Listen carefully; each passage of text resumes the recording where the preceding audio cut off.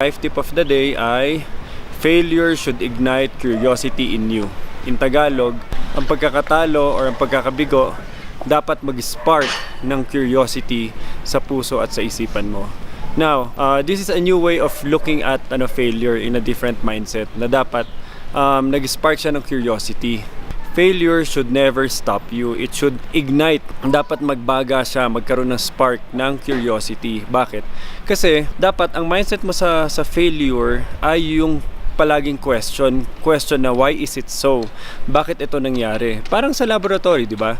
Parang dapat tignan mo ang failure na parang kang scientist na pag nag-fail ka, dapat tignan mo na parang ano yung iba ko pang pwedeng iba pang gawin. Dapat it should ignite curiosity.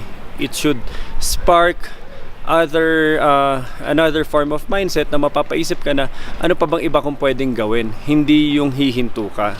Okay, so ang life tip of the day natin, failure should ignite curiosity. Gets nyo ba? So maraming salamat at andito tayo ngayon sa lugar ng San Blas. This is actually a very popular area in Cusco, Peru, na kung saan ang mga tao ay medyo mga hipster. So ito yung mga kalsada sa likod ko. Ano?